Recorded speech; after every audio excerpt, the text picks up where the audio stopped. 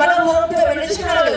Some other men were also with him. మిగిలిన ఇతర మనుషులు కూడా అతనితో కూడా ఉండి ఉన్నారు. On the way, మార్గం మధ్యలో suddenly he saw a vision. అకస్మాత్తుగా ఒక దర్శనం చూసి ఉన్నాడు. A light shone on his face, ఆయన ముఖం మీద ఒక వెలుగు ప్రకాశించెను. and he fell down. ఆయన వెంటనే పడిపోయి ఉన్నాడు. He heard a voice. ఒక స్వరాన్ని విని ఉన్నాడు. Saul, Saul. సౌలా, సౌలా, His heart was used to kick against the pricks. నువ్వు మునికోలకు ఎదురుతున్నావు, నీకు క్లిష్టమైన కార్యము. Straightway Saul responded. వెంటనే ఈ సౌలు ప్రతిస్పందించి ఉన్నాడు. Who are you speaking to me? నాతో మాట్లాడుతున్న నీవు ఎవరు?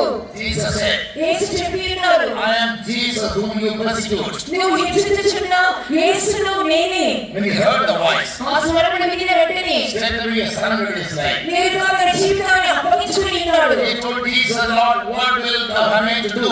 అప్పుడు యేసుతో చెప్పి ఉన్నాడు, నేనేమి చేయను చిత్తముని ఉన్నావు. And God told him, అప్పుడు దేవుడు చెప్పి ఉన్నాడు, go to Damascus. నువ్వు దమస్కునకు వెళ్ళుము. You come across a man called Ananias. అక్కడ అననీయ అనే వ్యక్తిని ఎదుర్కొందువు. He will tell you what you must do. అతడు నువ్వేం చేయవలెనో నీకు బోధించును. When Saul heard the voice of Jesus, సౌలు యేసు యొక్క స్వరమును వినినప్పుడు the men who were walking with him, అతని చుట్టూ నడుస్తున్నటువంటి మనుషులు, Bible says in 9th chapter of Acts of Apostles, అపొస్తలుల 9వ అధ్యాయంలో బైబిల్ గ్రంథం చెబుతున్నది, they could not, యేసును కలిగి ఉన్నాడు. but they are all moving together. వారందరూ కూడా కలిసి నడుస్తూ ఉండి ఉన్నారు. Even so, అలాగనే though we are all Christians, మనమందరం క్రైస్తవులమైనను when Jesus will come with a shout, యేసు ప్రభు ఆర్భాట శబ్దముతో వచ్చినప్పుడు, with the voice of the archangel, ప్రధాన దూత శబ్దముతో వచ్చినప్పుడు, and with the sound of the trumpet, దూర ధ్వనితో ఆయన వచ్చినప్పుడు all cannot listen to that. అందరూ ఆ స్వరాన్ని శబ్దాన్ని వినలేరు. Only those who have the Holy Spirit, ఎవరికైతే పరిశుద్ధాత్మ ఉండునో, only those who are waiting to see Jesus, ఎవరైతే యేసు రాకములో ఆయన చూచుటకు ఎదురు చూస్తున్నారో, only they can identify. అటు వారిని గుర్తించగలరు. In Delhi, I visited one family, ఢిల్లీలోని కుటుంబాన్ని దర్శించి ఉన్నాను. and the brother was not there. అక్కడ ఉన్నటువంటి సహోదరులు లేరు. The wife and children were there. వారు బిడ్డలు ఉండి ఉన్నారు. The 3-year-old daughter said, 3 సంవత్సరాల చిన్న బాబు చెబుతున్నది, I asked her, where is the dad? నేను అడిగి ఉన్నాను, బాబా నీకు ఆయన వచ్చే సమయం అయిందని చెప్పి ఉన్నది. She was very carefully waiting for something.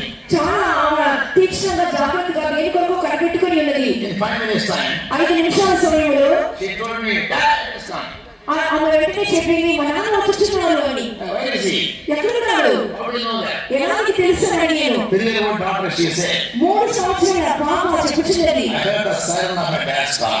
మా నాన్నగారి యొక్క కారు శబ్దం నేను విన్నాను pastor. I went to the balcony and looked down. నేను బాల్కనీలో కిందకు చూసినప్పుడు There were many cars standing, many cars coming and going. అనేకమైన కార్లు ఉన్నాయి, అనేకమైన కార్లు వచ్చుచున్నాయి But పోవచ్చున్నాయి. the 3-year-old child couldn't understand and recognize her father's car siren. అయితే 3 సంవత్సరాల చిన్న పాప తన తండ్రి గారి యొక్క Pastor could not understand. అయితే నేను పాస్టర్ దాన్ని గుర్తుపట్టలేకపోయాను. అలాగే When Jesus comes, యేసు వచ్చినప్పుడు all cannot understand his voice. అందరూ ఆ స్వరాన్ని అర్థం చేసుకోలేరు. Jesus said in John 10th chapter, యోహాను సువార్త 10వ అధ్యాయంలో యేసు చెప్పినారు, my sheep will hear my voice and they will follow me. నా గొర్రెలు నా స్వరమును వినును, నన్ను వెంబడించును. So we must get used to the voice of Jesus. అందువల్ల యేసు స్వరమును వినుటకు మనము అలవాటు పడవలెను. Now it said, ఇప్పుడే if you are the sheep of Jesus, యేసు ప్రభువు